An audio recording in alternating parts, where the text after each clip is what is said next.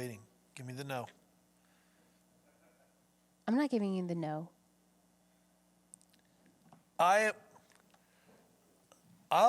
for sure will go in there to get that. Give me that thing. No, it's not safe in my shirt. Right here. From you. Put it here. I found the devil. The devil? I found him. Really? Is this him? No. In this wheelchair? No. He's over here in this bucket. I kid you not. There he is. Mr. Sin!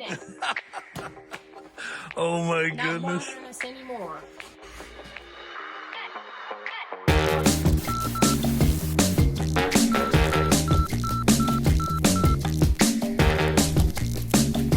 And I remember her saying, okay, you're going to play Mr. Sin today.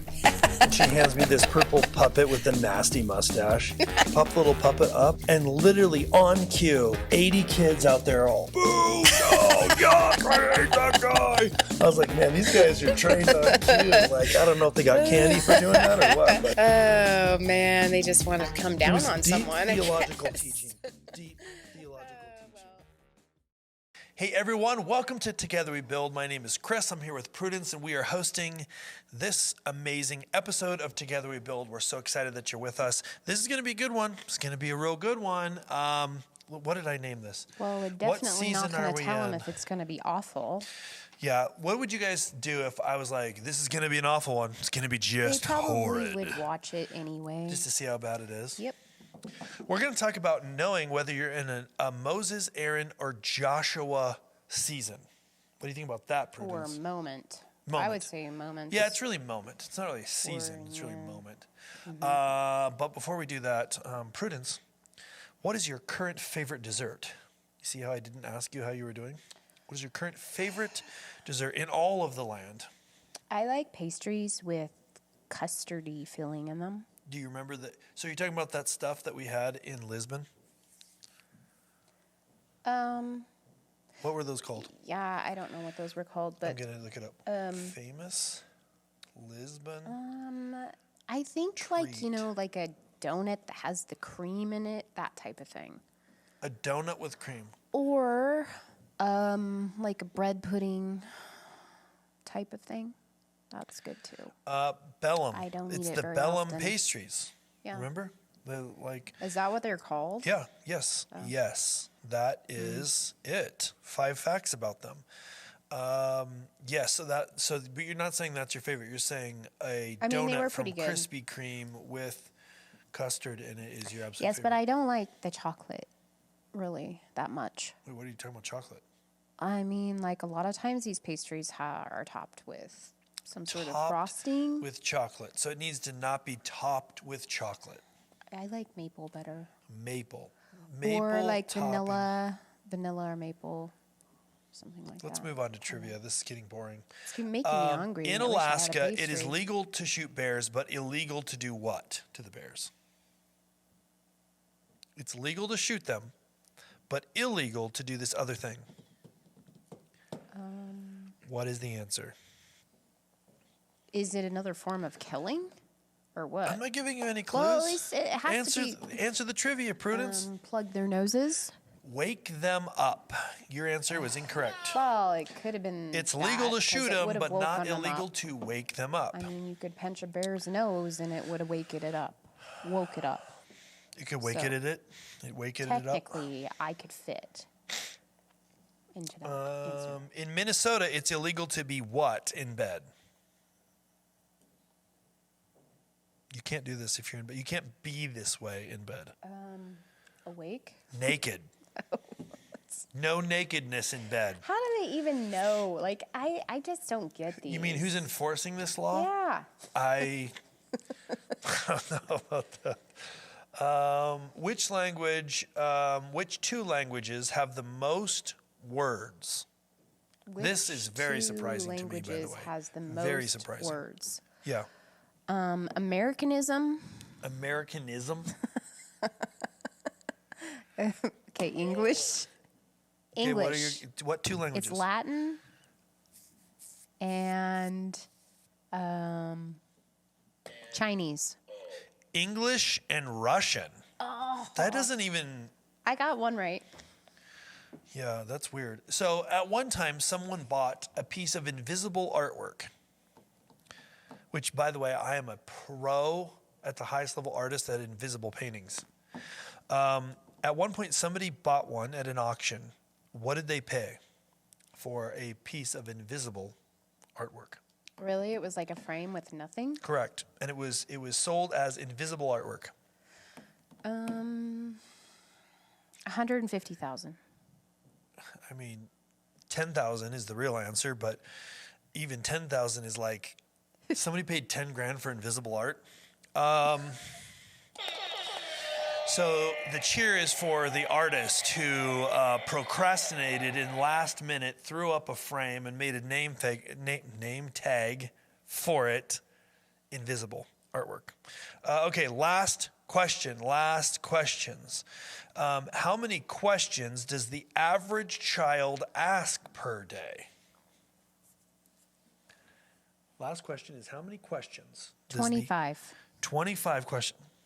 What are you, nuts? 300 is the answer. Oh, my. 300 questions. All right. No. Why did you push this? I didn't get it right.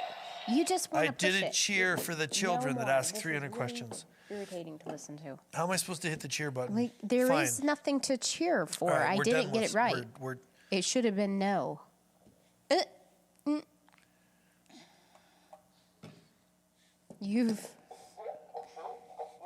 You can't take all my buttons. All right, fine. We're moving on. This episode is not about any of these trivia questions, and it's not about any of this stuff. It is actually about identifying and knowing what moment we're in. So we're not going to say season, right? Because season's like too big of a term. But what moment we're in. Moses, Aaron, or Joshua. Yeah, but it wasn't just Aaron. There was this guy named Hur or something. Yeah, I know. But or maybe it was Maybe they didn't pronounce the H. But it's not. He's not as famous. So it's like well, we don't want to he make the still title gets too long. credit. Okay, we'll give him credit. I'm going to read the passage. The Amalekites, I think that's how you say it, Amalekites, came and attacked the Israelites. This is Exodus 17:8. Attacked the Israelites at Rephidim. Moses said to Joshua, "Choose some of our men to go out and fight the Amalekites. Tomorrow I will stand at the top of the hill with the staff of God in my hands." So verse 10, Joshua fought the Amalekites, and Moses had ordered, and Moses, Aaron, and Hur, H-U-R. that'd be a good name for a pet, and Hur went up to the top of the hill. As long as Moses held up his hands, the Israelites were winning. But whenever he lowered his hands, the Amalekites were winning. When Moses' hands grew tired, it's really his arms, in my opinion, they took a stone. So as he got tired, they took a stone, put it under him so he could sit down, and Aaron and Hur held his hands up, one on one side, one on the other, so that his hands remained steady till sunset. So Joshua overcame the Amalekite army with the sword. So, a couple of things. I really feel like I need the buttons over here. A but we're couple gonna of keep going. things. Yes, a couple of things. First, I think it's funny that, like, Moses told Joshua to go choose some men. Yeah. So Go choose some. they didn't have Go just get like some a bros. An army flat out ready to army go. that was like I mean, enlisted. think about this. They're kind of a wreck at this point. Remember, they're kind of a mess. They're wandering around. They're striking rocks for water. That just happened right before this. Yeah, and was it right before this that his father-in-law was like, "Hey, why are you doing this all by yourself?" Or was that after? I think it's after. Yeah, like that's totally not what this is about. But wasn't that amazing advice? Like, I think Moses' father-in-law was the first business consultant. Yeah. So that's not what we're talking about at all. But what you're talking about, Prudence, is they're wandering out in the desert, and Moses had sent his wife off to be with her father. Then they came out to visit. So one of the questions I have is, this is completely not what this is about, but if they're like, "Hey, we're going to be at this Airbnb, come visit us," how did they get stuck in the wilderness for 40 years? anyways, that's just a side topic. But anyway, he came out and they're like really glad to hear about all the miracles that God was doing. And then the next day, Moses is like listening to the entire people whine He's like micromanaging. all day. And his father-in-law is like, bro, because he, like, this is what I mean, he's the first business consultant. He's like, dude, why don't you get some people and get some other people and make some leaders and some directors and some VPs and not handle this whining all day Yeah, long. let And them he's like, handle it. good idea. That's not what this is about. It was like the biggest thing. Okay. So anyways, we're So back to this. back Moses, to- Aaron, Hur, and Joshua. And that staff of God. So there's something about the whole staff thing. Of God. Yes. So, why are we talking about this today? Encapsulate it for us, Prudence. Because sometimes we are in the position of Moses, Yeah. where we have a lot depends on us, Right. like, as a leader. The boss, the main boss. And then sometimes we're in the position of helping the leader accomplish his task. Right. And then sometimes we're in the position of being in the battle directly. Yeah. And I have some thoughts on we have some thoughts on what that actually kind of looks like. Yeah. Let's dig into it. You want to dig in? You want me to dig in? I'll start. So I when we were talking about this last couple of days and identifying the season we're in, I feel like it's super important, first of all, to recognize the season we're in. Like, as Prudence was saying, sometimes we are leading something, and the natural thing I think happens a lot is we get kind of like this expectation inside of our minds that we have to do absolutely everything. And the truth is that even Moses' arms got tired and he needed support around him. So, like, I think it's important to make sure you have support and to recognize when somebody needs to help you and let them do it. That's one of the things that first came to my mind. What about you? What thoughts do you have? Well, when we're in major leadership and creation mode, we're directing, we are learning, we are listening, we are focused on creating. And we need to be able to tell other people when we need help with stuff. Or, Right. there's assumptions that people should just know or pitch in or help. You're saying we shouldn't just have assumptions. No, we shouldn't. And sometimes the Lord speaks to people and they listen. Yep. And they just show up because God sent them. Right. But sometimes you just need to say, "Hey, I'm having some problems. I need to sit down." Right. Or I need somebody to hold my arms up so we can keep moving here and winning. Yeah. But I think it is a part of our responsibility as a leader is to let others know when we need help. Because if the leadership crumbles, that's a really big problem. Yeah, so I think that it seems like a lot of times in our society we get this idea that we have to have all the answers all the time. Like we can't accept help. Like we need to be able to do it on our own. And so, like, I think what I hear you saying is, hey, if we're in a season where we're trying to accomplish something, we have to first of all recognize that we need help, and second of all, be willing to let the people that God has called to help us come alongside us. Right. But when we talk about like shifting gears to like sometimes it's battle mode, and sometimes you're in the spot of Moses. Also, realizing when it's time to shift gears into battle mode is important. Right. Because under the battle mode with Joshua out there with his men, it's not an easy thing to do, and a lot of us aren't doing it because it's uncomfortable. You mean the battle part? Yep. Yeah. But this is where we grow, where we heal, where we move past our fears. And so as a leader, sometimes you realize that there's something you need to get rid of. Yeah.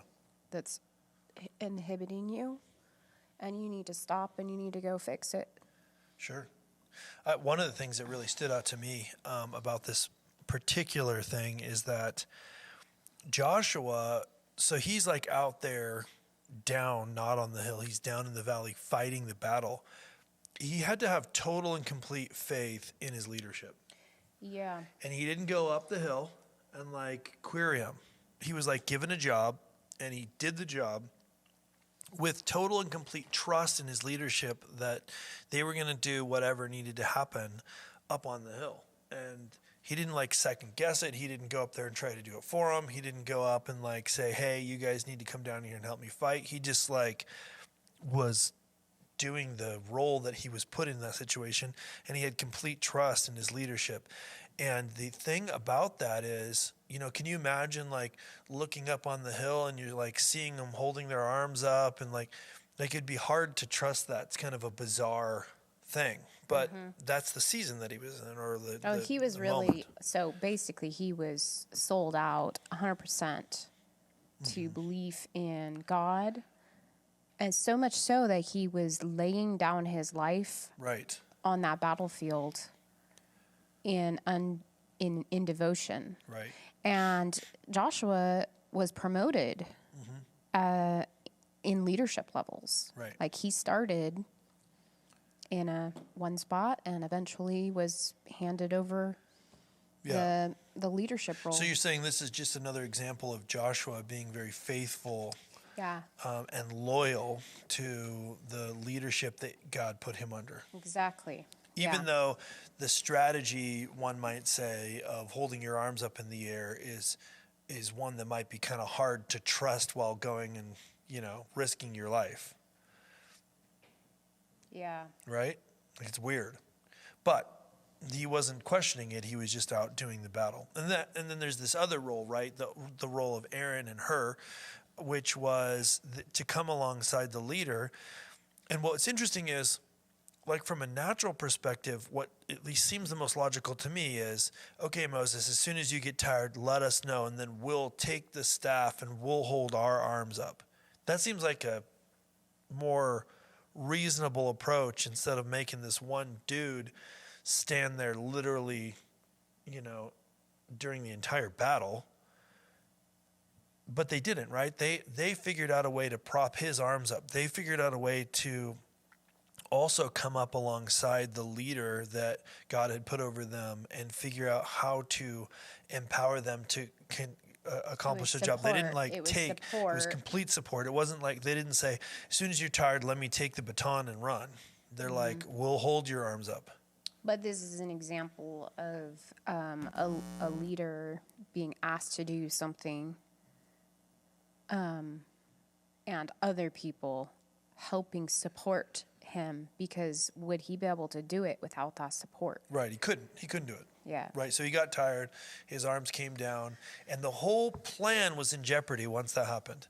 Like the whole nation was at jeopardy when his arms came down. So I just feel like it's really interesting to me that God would create this scenario, and that these three different groups in the scenario had this like three really different ways that they were supposed to do it. And I feel like there's something heavy on this concept of they didn't take the staff from him and take over for a period so he could rest.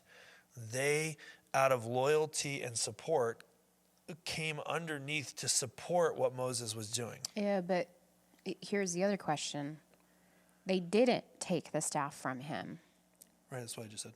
They probably weren't allowed to do it. Like, sure. Yeah, Moses was the anointed one to touch that thing, right? Yeah. Maybe they couldn't, there was no way they could do it. Maybe. What do you think about that? I think that that's true. Yeah. Because all of those artifacts, like on Indiana Jones and stuff, you see it, they're really damaging to people that are looking at them and touching them. Yes, on Indiana Jones, Well, theological foundation. But even the Ark of the Covenant, if people touched that thing. Yes. Yes, it's not just in the movie. Also, it's in Scripture. Maybe they got it from Scripture.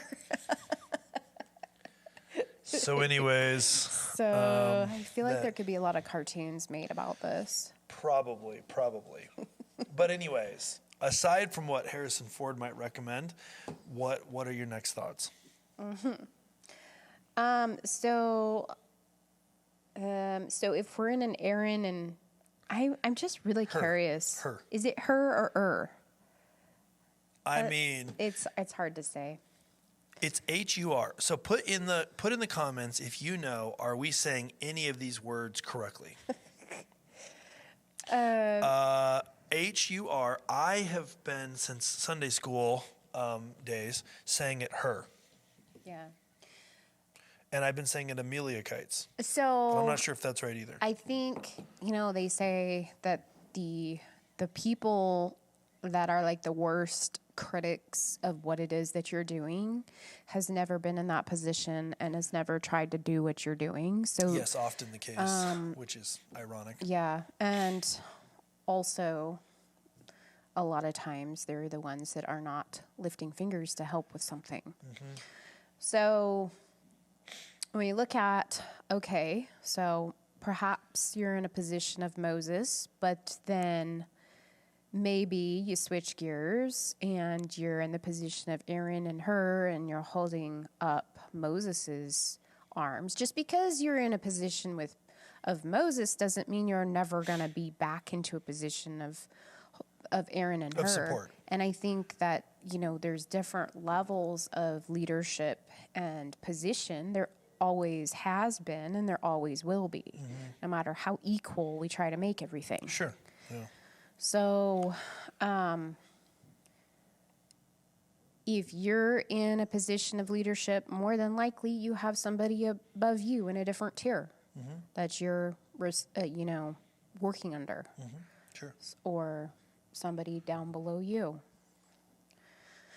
Anyways, the point is that no matter what position of leadership you're in, at some point, many points, we need help. Yeah. I love the way you wrote. Wait, were you going to say more? Because I was just going to read what you wrote here. I love the way you wrote this. Leaders need help. We are all human. We can get tired and weary from doing the tasks that many people should be helping with, which we're going to come back to that in just a second. When we're cleaning the church toilets or any toilets, mopping the floors, filling the coffee pots, ordering product for the community, designing new spaces, hanging new lights, planning the stage, counting the money, balancing the budget, learning the sound, and on top of it all, speaking the message, we can get tired and we need others to prop us up and take away some of those tasks so we can focus on doing our best, delivering the mental content. So I love that. So what I like about what you're doing here, other than providing a nice list of things that people could be helping with, is you're kind of exposing this truth that there's a lot of things that take mental space away from you. And when you're in this position of leadership, it's super important to have and accept. Well, first you got to have, and then you also have to accept it, because sometimes leaders don't accept help well. Accept the help that the Lord is bringing so that you're actually able to do these tasks well. Mm-hmm. Yeah. Well, typically speaking, there isn't like a stampede of people that are just chomping to clean toilets. Yeah. That would be weird if there was an actual stampede. But I think that all of us, no matter toilets. what level of leadership that we get put into or grow into or are going to go into, we all need to experience serving in this capacity. Yeah. I think that it's an attitude. Yeah, it's definitely. An attitude. So it's an attitude of understanding that all of the different components are needed and not believing that some things are less valuable. Right. Yeah. That's really because, what it is. Like just going back to like looking at this picture of Moses and the staff, it was not a huge thing for Aaron and her to stand on either side of him and help support his arms. Right. But it was a huge thing. So So are you the saying... act in and of itself didn't, I mean, when you stand back and look at it, it's like, no, you don't need a college education to hold up this man's arms. But it made a world of difference to Moses and to the lives of the men out there on that battlefield. Right. So what I think I hear you saying is sometimes the things that God has given us to support the leaders that we have seem insignificant and aren't even that difficult, but actually they're critically important to the success of what the Lord is doing. Yes, absolutely. So when you say... that's good. That's good, Prudence. It's good stuff. all of these like menial tasks, some of them menial tasks that, all of us think. And the menial ones as well. Oh, well, somebody else will do that. Somebody else is going to do that.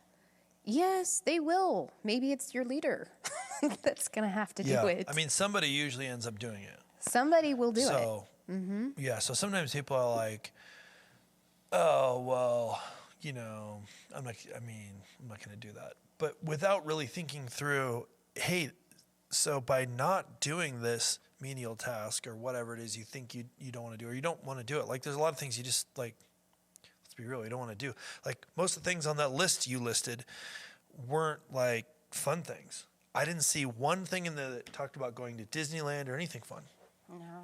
So, but the truth is that when those things aren't done, they are done. Like somebody's still doing it. Yeah. I think, all of these different positions takes, it's a servant's heart and a heart that is for the Lord to accomplish with a more pure heart. And that is what we need to get into. And perhaps maybe, if we're in positions of leadership and we're starting to appear less humble or more selfish, then maybe we need to start cleaning the toilets again. What do you call that? Eating some humble pie? Well, yeah. I mean, just to keep ourselves in check. Yeah, I remember 20 years ago, there was an elder at this church where we were attending, and every single week, or I don't know, probably 2 weeks a month actually, he would be at the church at least a few hours working on yard work, like weeds and mowing and I don't know, just yard work stuff. And I'll never forget overhearing a conversation. This lady said, wow, his name was Jim. Wow, Jim, you must love this outdoor gardening kind of stuff. And he's all, I hate it. I actually hate it. And she's like, well, what do you do it for? He's like, well, one reason is it needs to be done. And another reason is that I've found that if I do it, it keeps me humble. And if I can learn to find joy in serving the Lord this way, even though this isn't something I really enjoy doing, then that is a powerful thing for me. And it just really stuck to me that he was just so faithful to do it, but he didn't actually do it. But it was a different perspective. That's the real lesson, is he had a different perspective, a more heavenly perspective on what he was really doing. It wasn't really weeding. It was really serving the Lord. It was really worship of the Lord. Mm-hmm. Yeah, that's good. Which was pretty cool. Yep. Well, so then, we can kind of take a little bit of a look at what it could look like when you're in the position of Aaron and Hur. Mm-hmm. And I think I wrote out some You want me to read what some you wrote? things. Because it's good stuff. These are just like samples of what it could look like. Let me read what you wrote, Prudence, because it's really good stuff. Wait, do you want to read it? Okay. What can this look like? So this is talking about the season or the moment where you're in an Aaron and a Hur kind of role. What can this look like? Listening to the Holy Spirit. When he says give encouragement, you do it. If he says give resources, you do it. If he says serve or take the class, you do it. If he says get the podium and put it on the stage, you do it. If he says water the band, water the band? I have a story about that. What's your story Okay. about watering the band? Okay, so we had this one event that was happening, Oh, I know and what you can talk about. it was ending, but it wasn't. So It was going late. one of It our was going late. speakers decided that they wanted to anoint people with a certain anointing and lay hands on them. And so we had like a full house, and it was going to take a long time to get everybody through. Yeah. And so And the the band was band playing, was the back worship on team. stage, and they were like, it was not like a simple song. It was a lot of work. Fast-paced. The drummer was going to town. It was fast-paced music, and I was kind of the event manager at this particular event. And I'm kind of like looking at these musicians on the stage, and I'm looking at the crowd, and they're starting to funnel it through, and I'm kind of gauging, this is going to take a long time. Yeah. And I'm like seeing like sweat pouring off the drummer already. Plus, And he's in so that room. I'm like, it's a horrible room. it's time to water the band. So I went back to the cooler, and I got cold bottles of water with straws. And I went up to the stage, and I just started asking them, do you want a drink? Let me guess, they were all thirsty. Oh, yeah, it's all dying. And so that's what I mean by watering the band. Yes. It's just like water the potted plants. noticing when somebody needs that support, Yeah. and they need help. There's no way they can just stop what they're doing and say, hey, can we get a drink up here? Yeah, I think part of the thing that's so powerful about what you're talking about is paying attention. Yeah. It wasn't necessarily your job to go bring a bottle of water to the band, Right. right? Like that's like typically in a normal environment, something they take care of on their own. They Right. bring a water bottle with them.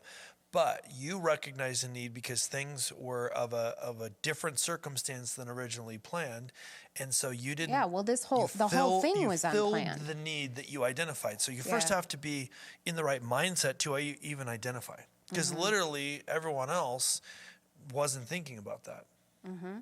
So Yep. there's 400 people in the room. No one else is thinking about it. So you're in the mindset of thinking about it and then doing something about it, not saying, "Well, somebody else will do that," Right. Right. Yeah. because no one else was.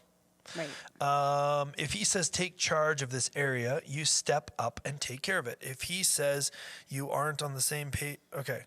If he says you aren't on the same page as Moses, figure it out, work it out, do everything it takes to get in alignment. Before I read the next one, that's big.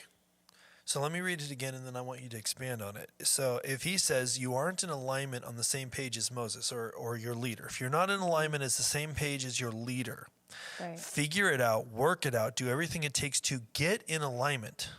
Mm-hmm. Let's press into that for Okay. a few minutes. Well, I mean, if we're sitting on the fence about what we're all supposed to be going towards, Right. that's a problem. Right. It's a problem for ourselves, and then it's a problem when we start poisoning other people. So you're saying when we're out of alignment, if we become out of alignment with our leaders, Yeah. that's what you're talking about? Yes, Okay. exactly. So if you... I mean, pretty much If when you you're out of need- alignment, you should just talk behind their back, right? Yeah, that's helpful. You're supposed to use the no button. See, if I had the buttons over here, I could There. run them I appropriately. pushed the button. No. Okay. No, because we have to care more about the bigger picture and the bride of Christ than we do ourselves. Now, shouldn't the leader be responsible for making sure you're in alignment? No, we're responsible for ourselves.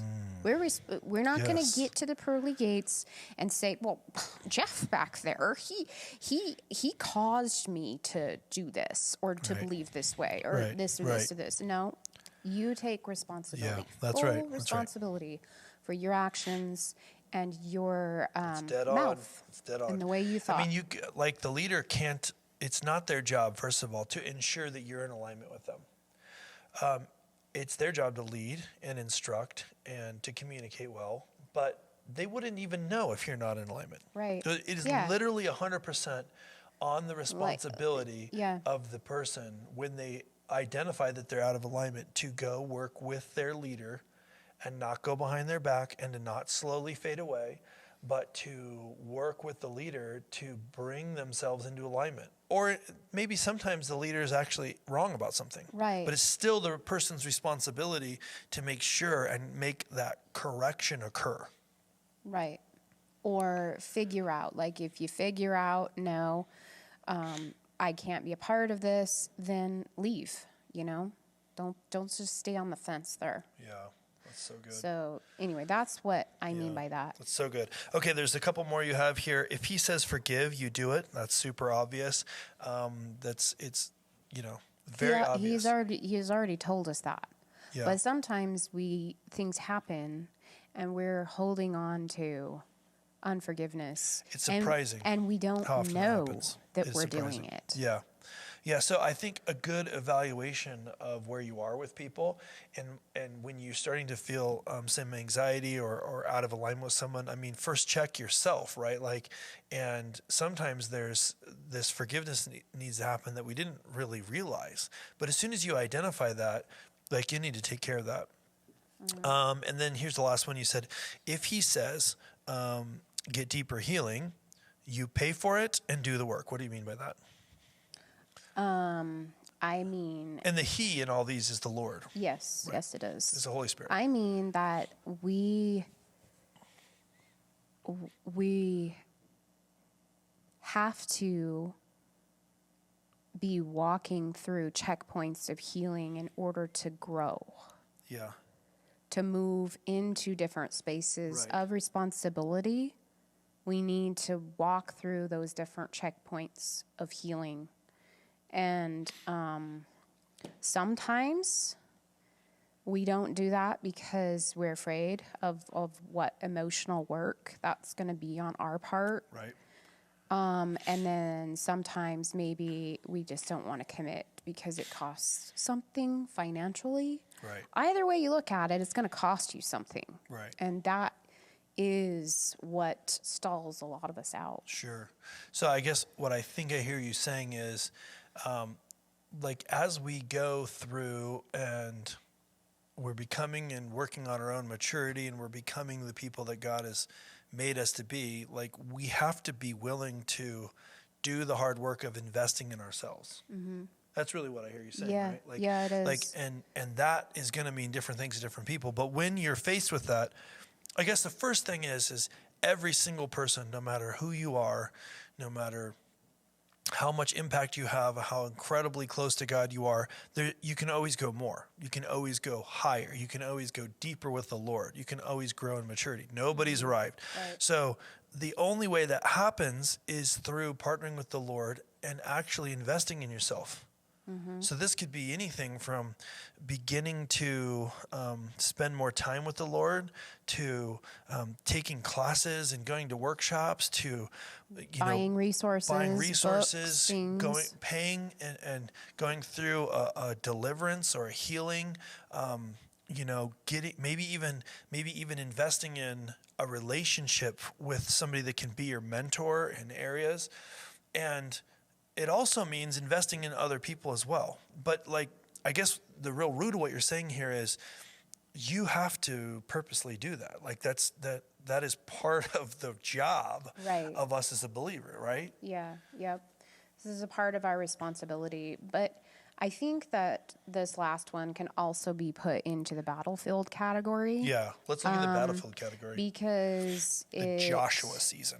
It is really a lot of work and a lot of, you're facing fears, you're facing ugly things that you don't want to see, uncovering things. And so I really feel like it should be placed here too, but also we can't help somebody put on their life jacket until we have our own on. That's good.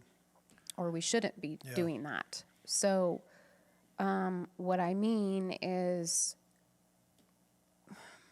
in order to be the very best support system, we we have to be our healthiest Right. version of ourselves. That's right.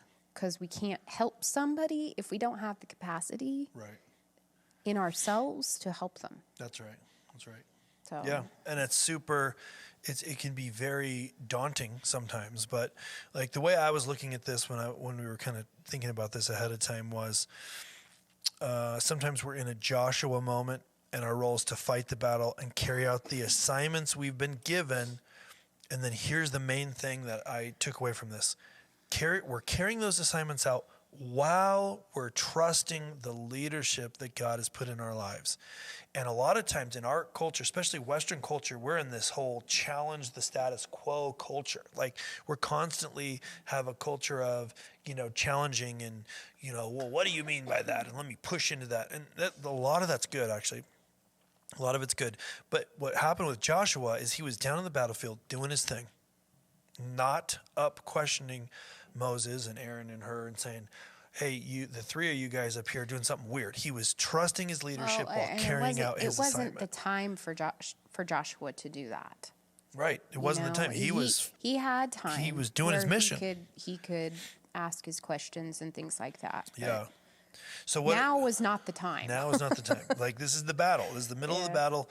Now's not the time. So what did you write here? You want me to read it? Yeah. It's super good. Yeah.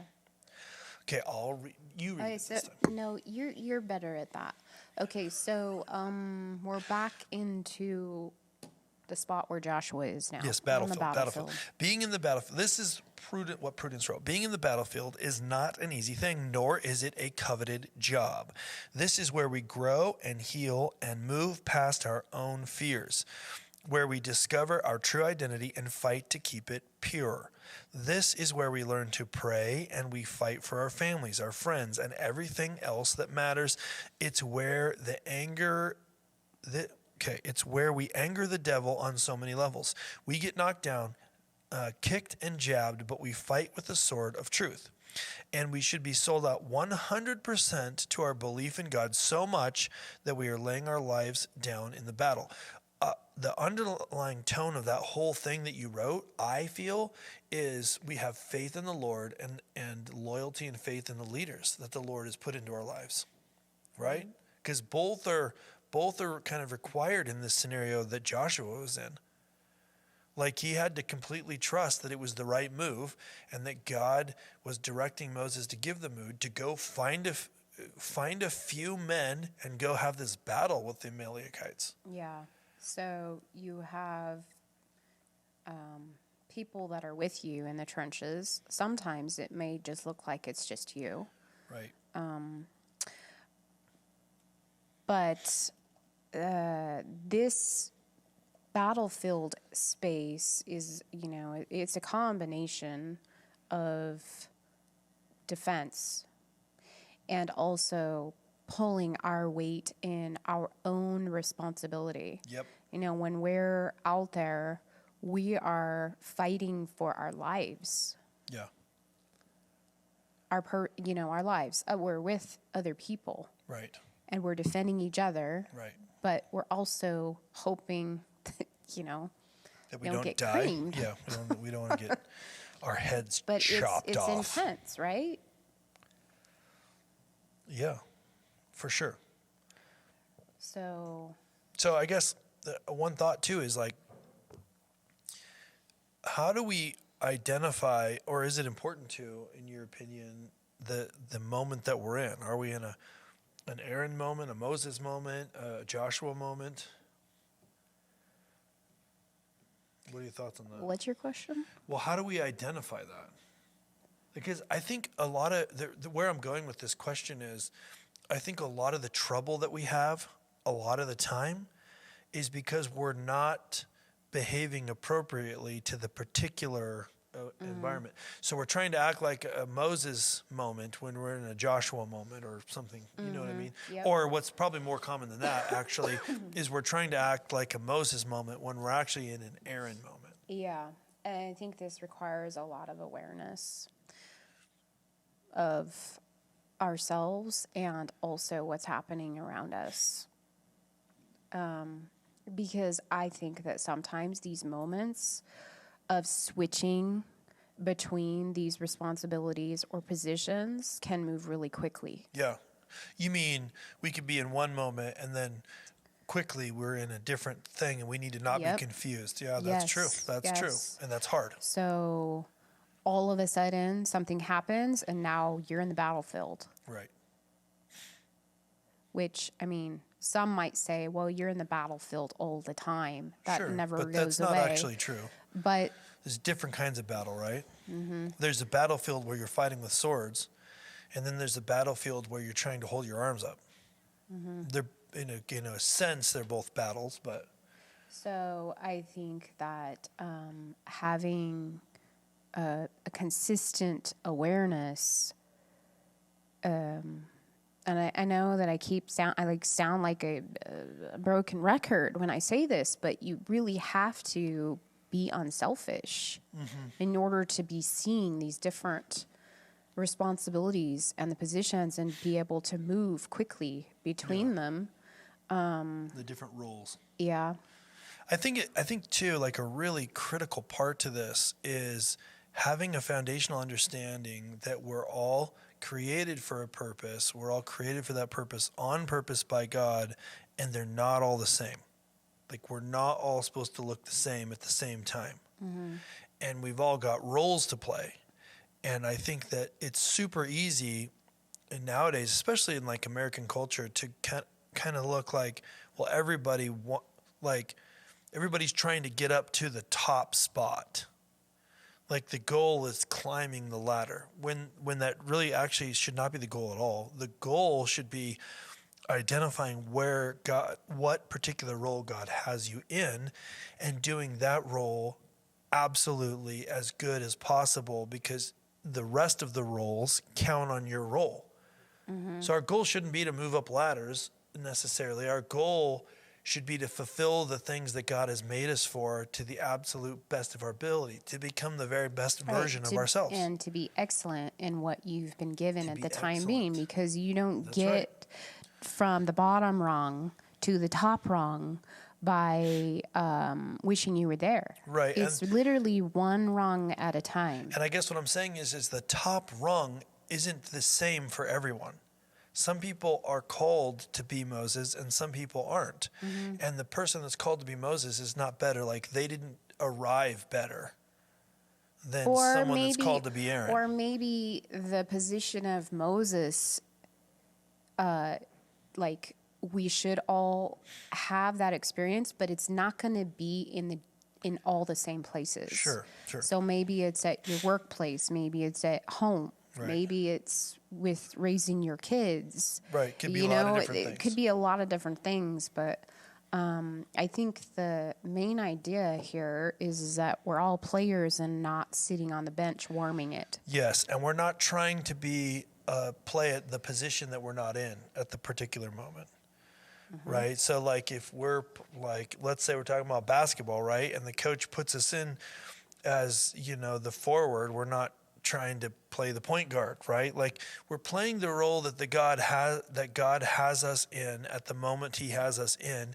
And the goal is not to change positions. The goal is to fulfill the role he has us in to the absolute best possible way, because that's the role that he has us in. Yeah. And I think it's, a shift a bit from, typical thinking. So, right. As we kind of wrap this up, I love to end these on kind of a positive, encouraging note. So I guess my encouragement to you guys would be, first of all, I would encourage you to think through, spend time with the Holy Spirit, thinking through, where does God have you in this particular scenario right now? Like, are you in a Moses moment, an Aaron moment, a Joshua moment? Like, where are you? And how are you in that role? How are you working to fulfill that role the best possible way? Not move to a new role. How are you working to fulfill that role? And if you're in an Aaron, Hur, or Joshua moment right now, like, how are you ensuring through loyalty, understanding, communication, and just doing your job really well? How are you ensuring that you're supporting the Moses in your life, or the Moseses that are leading you, that God has put in leadership over you, how are you supporting them? And I would just encourage you that if you're not in the Moses situation at this moment, that's not a bad thing. Like wherever you are, that's where God wants you for this particular moment in history. And it's super important because, like this story tells us, if Aaron and Hur weren't there to hold his arms up, what would have happened? A lot of people would have died.